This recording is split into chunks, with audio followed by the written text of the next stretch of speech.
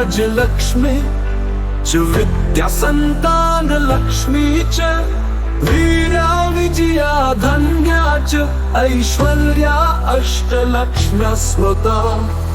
ओम नमो गणपतये नमः। ओम नमो लक्ष्मी नारायणाय नमः। हमारे चैनल में आपका स्वागत है।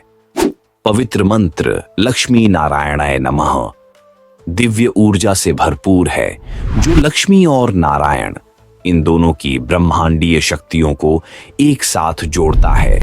हमारे पूर्वजों ने हमेशा कहा कि केवल लक्ष्मी को पुकारना अधूरा है। उनकी कृपा तभी पूर्ण होती है जब नारायण, जो संपूर्ण सृष्टि के पालन करता है, के साथ उनका आह्वान किया जाए। आज की इस यात्रा में हम अष्टलक्ष्मी के रहस्यों में गहराई से प्रवेश करेंगे। उनकी उत्पत्ति, उनका महत्व और उनके स्वरूपों में छिपे गूढ़ सत्य को जानेंगे। हम उनके ब्रह्मांड से संबंध, उनके वाहन तंत्र में उनकी उपस्थिति और विभिन्न युगों में उनकी भूमिका को समझेंगे।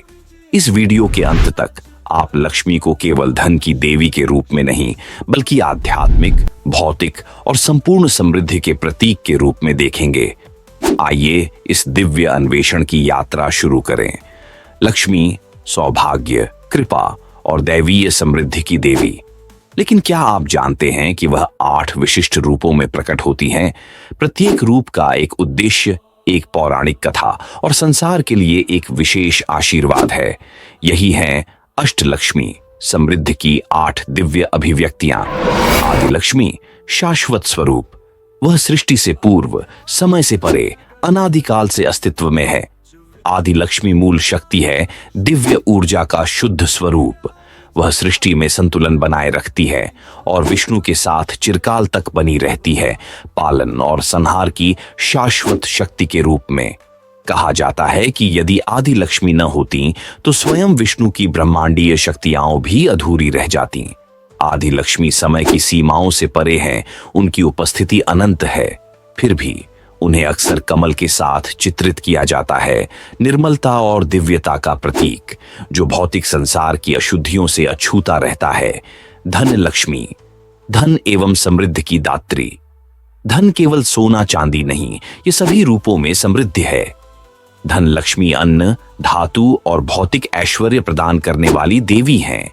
प्राचीन कथा के अनुसार उन्होंने एक भक्त किसान को सुनहरी वर्षा का वरदान दिया था, जिससे उसकी बंजर भूमि एक उपजाऊ स्वर्ग में परिवर्तित हो गई। लेकिन उनका आशीर्वाद केवल धन संचय के लिए नहीं, बल्कि इसे उचित रूप से बांटने और उपयोग करने वालों के लिए है। सहस्रार चक्र, क्राउन चक्रा, दिव्य कृपा और आध्यात्मिक समृद्धि का स्रोत। धन लक्ष्मी उल्लू पर सवार होकर प्रकट होती है, एक ऐसा पक्षी जो अज्ञानता को भेद कर सत्य को देखता है। वह इस सत्य की याद दिलाती है कि सच्ची समृद्धि केवल अर्जित करने में नहीं, बल्कि विवेक पूर्वक इसे उपयोग करने में है। धैर्य, वीर, लक्ष्मी साहस और शक्ति की देवी। सच्ची समृद्धि केवल धन में नहीं, बल्कि संकटों का सामना करने के साहस में भी है। धैर्य, लक्ष्मी भीतर की शक्ति, निर्भयता और अटूट धैर्य का वरदान देती है। जब असुरों ने स्वर्ग पर आक्रमण किया, तब उन्होंने योद्धाओं को पराक्रम का आशीर्वाद देकर धर्म की रक्षा की। उनकी कृपा केवल उन्हीं को प्राप्त होती है जो धर्म की रक्षा के लिए संघर्ष करते हैं। धैर्य, लक्ष्मी सिंह पर सवार होती है, निर्भीकता और अदम्य साहस का प्रतीक। वह अडिग रहने की शक्ति प्रदान करती है। मणिपुर चक्र, सोलार प्लेक्सस, शक्ति, आत्मविश्वास और संकल्प। गजलक्ष्मी, राजसी वैभव और ऐश्वर्य की दात्री। गजलक्ष्मी ने एक बार स्वर्ग के राजा इंद्र को उनका खोया हुआ वैभव लौटाया था। वह सौभाग्य, सफलता और शाही ऐश्वर्य प्रदान करती है।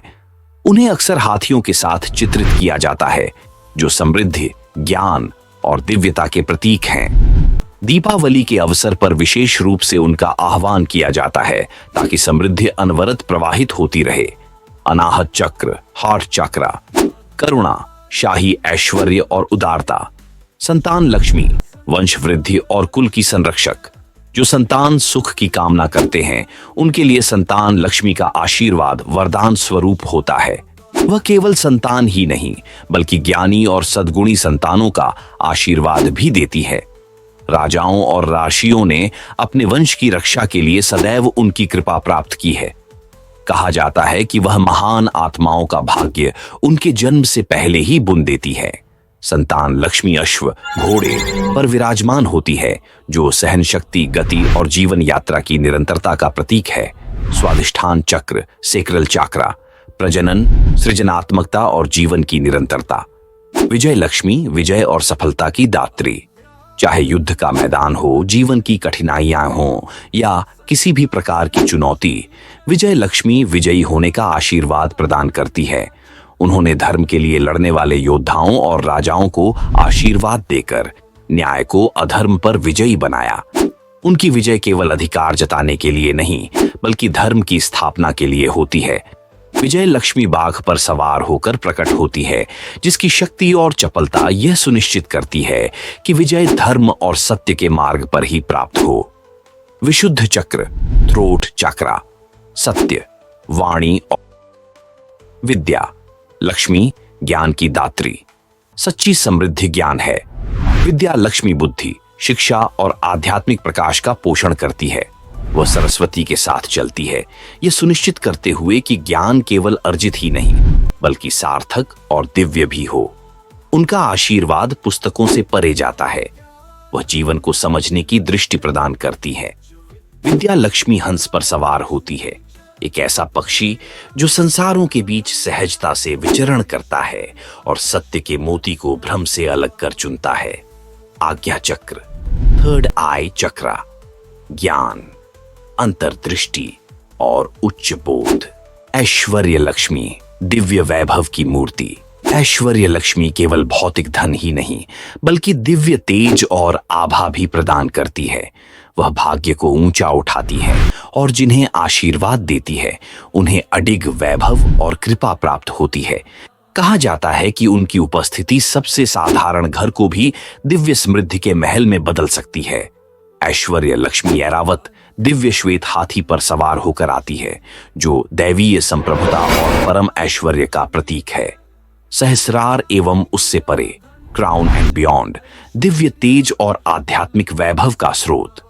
समृद्धि केवल सोना नहीं, यह साहस, ज्ञान, विजय और दिव्य कृपा है। अष्टलक्ष्मियां केवल भाग्यशाली लोगों को नहीं, बल्कि योग्य और धर्मपरायण व्यक्तियों को आशीर्वाद देती है। प्रत्येक वाहन केवल एक सवारी नहीं, बल्कि उनकी शक्ति का विस्तार है, उनके द्वारा प्रदान किए गए अनूठे आशीर्वाद का प्रतिबिंब। लक्ष्मी केवल बाहर नहीं, वह भीतर भी हैं। उनके स्वरूपों को जागृत करना ही जीवन के हर क्षेत्र में समृद्धि का द्वार खोलना है। 8 रूपों में लक्ष्मी का प्राकट्य कब और क्यों हुआ?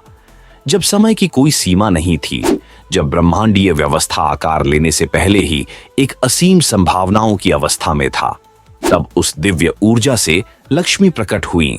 न केवल एक, बल्कि 8 दिव्य स्वरूपों में। प्रत्येक रूप एक आवश्यकता से जन्मा, प्रत्येक का एक विशिष्ट उद्देश्य था। आदि लक्ष्मी सृष्टि से परे थीं। वह विष्णु के साथ शाश्वत शक्ति के रूप में विद्यमान रहीं, सृष्टि में संतुलन बनाए रखते हुए। जब संसार को धन और पोषण की आवश्यकता हुई, तो धन लक्ष्मी प्रकट हुई, जो समृद्धि प्रदान करती है। जब संकट के समय में साहस ही एकमात्र संपत्ति थी, तब धैर्य लक्ष्मी ने धर्मपरायणों को निर्भयता और शक्ति से सशक्त किया।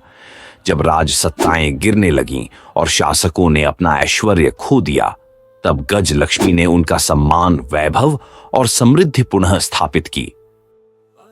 जब वंश परंपरा और श्रेष्ठता संकट में थी, तब संतान लक्ष्मी ने उत्तम संतान का वरदान दिया, जिससे ज्ञान और सद्गुण युगों तक बने रहे।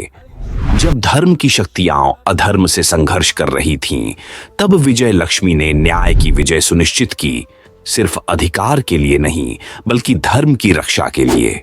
जब अज्ञान का अंधकार ज्ञान के साधकों को भ्रमित करने लगा, तब विद्या लक्ष्मी प्रकट हुई, जो कालातीत ज्ञान प्रदान करती है।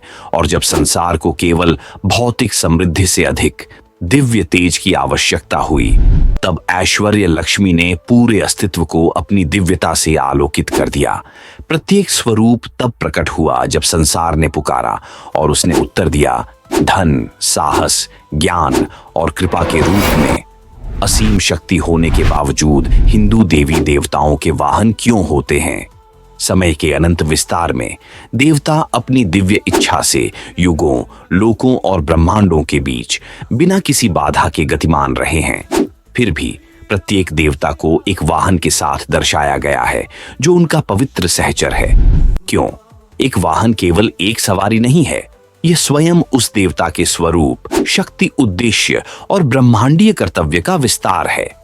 ये दिव्य सत्ताएं यात्रा के लिए वाहनों पर निर्भर नहीं है, वे इन्हें एक गहरे सत्य को प्रकट करने के लिए धारण करते हैं। लक्ष्मी का उल्लू भ्रम के पार देखने की क्षमता रखता है। यह याद दिलाता है कि धन के साथ विवेक भी आवश्यक है। दुर्गा का सिंह निडरता की दहाड़ भरता है, जो उनकी अदम्य शक्ति को दर्शाता है। विष्णु का गरुड़ गति और रक्षण का प्रतीक है, जबकि शिव का नंदी अटूट भक्ति का प्रतीक है। ये वाहन मात्र पशु नहीं है, वे ब्रह्मांडीय प्रतीक हैं जो उस दिव्य ऊर्जा को वहन करते हैं जिसकी वे सेवा करते हैं।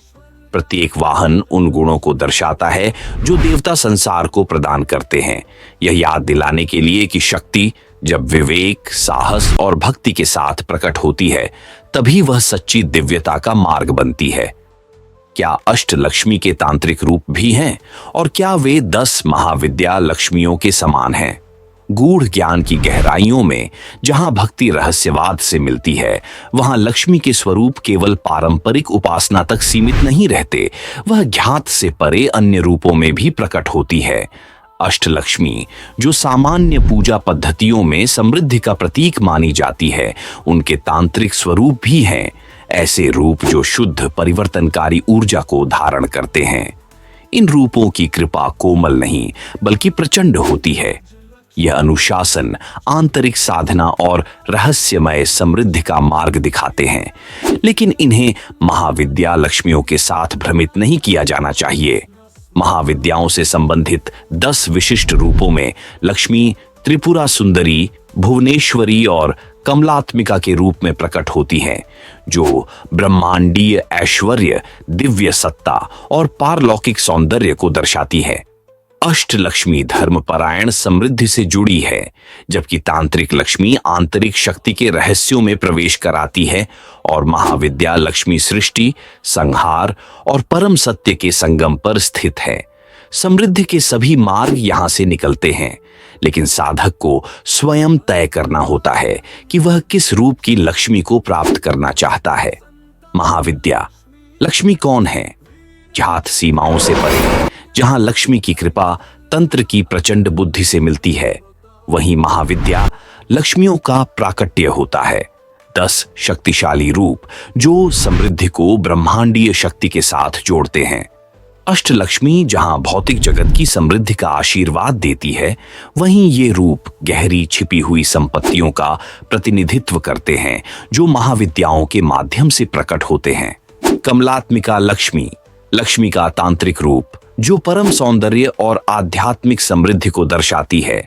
भुवनेश्वरी लक्ष्मी, सृष्टि की अधिष्ठात्री जो ब्रह्मांड और दिव्य सत्ता का संचालन करती है। त्रिपुरा सुंदरी लक्ष्मी, परम आनंद का सार जो सौंदर्य और ज्ञान का संयोग है। छिन्नमस्ता लक्ष्मी, त्याग के माध्यम से समृद्धि जो भौतिक आसक्ति के भ्रम को नष्ट करती है। भैरवी लक्ष्मी, अग्निस्वरूप शक्ति जो अनुशासन और आंतरिक साधना से समृद्धि प्रदान करती है। बगलामुखी लक्ष्मी, स्थिरता की शक्ति जो समृद्धि में आने वाले विघ्नों को समाप्त करती है। धूमावती लक्ष्मी, हानि की बुद्धि जो वैराग्य को परम संपत्ति के रूप में सिखाती है। मातंगी लक्ष्मी, गूढ़ ज्ञान की देवी जो पवित्र ध्वनि और शब्दों के माध्यम से समृद्धि प्रदान करती है।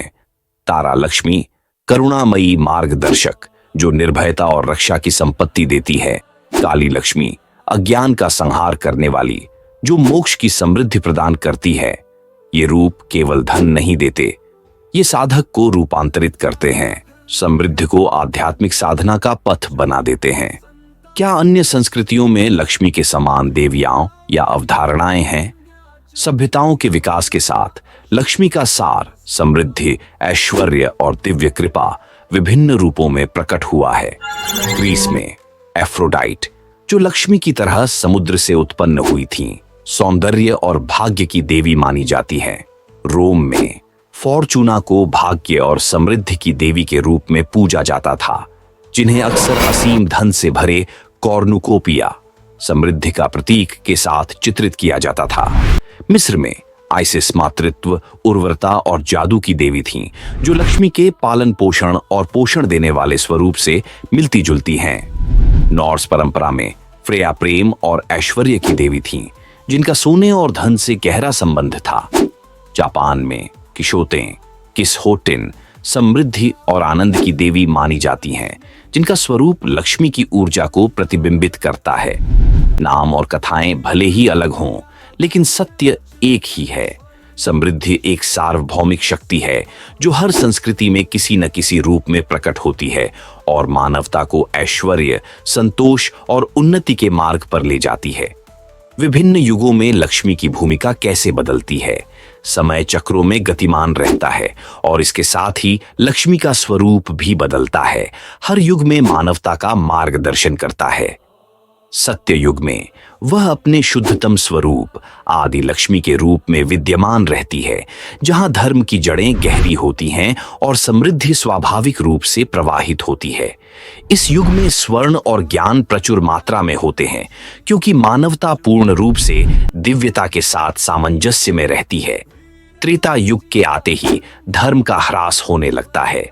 इस युग में धन लक्ष्मी और गज लक्ष्मी प्रमुख होती हैं, जो राजा और ऋषियों को भौतिक समृद्धि और शाही ऐश्वर्य प्रदान करती हैं।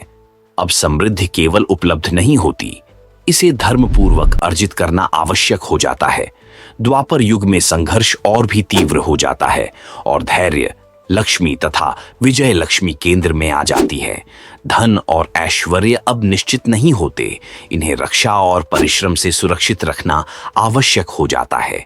महाभारत इसी युग की कथाएं हैं, जो दर्शाती हैं कि सौभाग्य हमेशा निर्भीक और धर्मपरायण व्यक्तियों का साथ देता है। फिर आता है कलयुग, अनिश्चितता का युग, जहां छल और लोभ अपनी चरम सीमा पर होते हैं। इस युग में लक्ष्मी का स्वरूप क्षणभंगुर हो जाता है।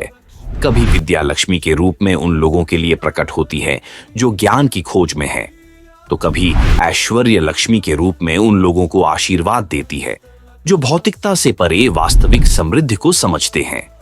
इस युग में वह भक्ति और धर्म की परीक्षा लेती है, और जो अंधकार के बीच भी धर्म का पालन करते हैं, उन्हें वह अपनी कृपा से नवाजती है। लक्ष्मी कभी विलुप्त नहीं होती, वह रूपांतरित होती रहती हैं, और जो उनके बदलते स्वरूप को समझ लेते हैं, वे किसी भी युग में समृद्धि को प्राप्त कर सकते हैं।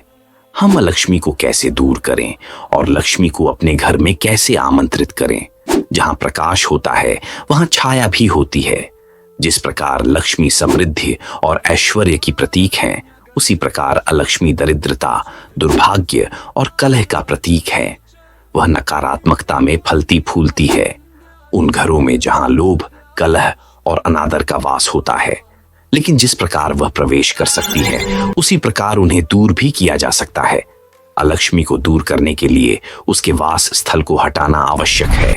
अव्यवस्था, गंदगी और नकारात्मक ऊर्जा, गंदे, अव्यवस्थित और गलत साधनों से अर्जित धन वाले घर उसकी उपस्थिति को आमंत्रित करते हैं। क्रोध, बेईमानी और कृतज्ञता की कमी उसके आगमन के संकेत हैं। इन बुराइयों से बचने पर वह स्वयं दूर हो जाती है। लक्ष्मी को आमंत्रित करने के लिए उनके मूल तत्वों पवित्रता, भक्ति और उदारता को अपनाना आवश्यक है। घर को स्वच्छ रखना, संध्या के समय दीप प्रज्वलित करना और उनके मंत्रों का जाप करना उनके स्वागत का मार्ग बनाता है। तुलसी को जल अर्पित करना, उत्तर पूर्व दिशा को रोशन और खुला रखना तथा शुद्ध मन से दान करना लक्ष्मी के स्थायी वास को सुनिश्चित करता है। सबसे महत्वपूर्ण बात, नारायण के साथ उनका आह्वान करना आवश्यक है, क्योंकि जहां विष्णु होते हैं वहां लक्ष्मी कभी नहीं छोड़ती। लक्ष्मी केवल घरों में नहीं, बल्कि हृदय, विचारों और कर्मों में भी वास करती हैं। यदि उनकी उपस्थिति का सम्मान किया जाए तो समृद्धि स्वाभाविक रूप से प्रवाहित होगी। हमारी चर्चा यहीं समाप्त होती है, लेकिन आपकी सोच शुरू होती है। आज हमने लक्ष्मी के अनेक रूपों, उनके गहरे अर्थों और घर में समृद्धि बनाए रखने के तरीकों को समझा। लेकिन हर व्यक्ति की दृष्टि अलग होती है और ज्ञान बांटने से ही बढ़ता है। आपका क्या विचार है? क्या आप इन बातों से सहमत हैं या इस विषय पर आपकी कोई और समझ है? हमें आपके विचार सुनकर खुशी होगी। कमेंट में हमें बताइए कि आप कौन से अन्य आध्यात्मिक या पौराणिक विषयों पर चर्चा करना चाहेंगे। अगर आपको यह यात्रा पसंद आई हो तो लाइक, शेयर और सब्सक्राइब करना न भूलें, ताकि आप हमारे साथ और भी रोचक विषयों को खोज सकें। आपके सहयोग से हमें और अधिक ज्ञान, कहानियां और दिव्य तत्व आप तक पहुंचाने की प्रेरणा मिलती है। अगली बार फिर मिलते हैं।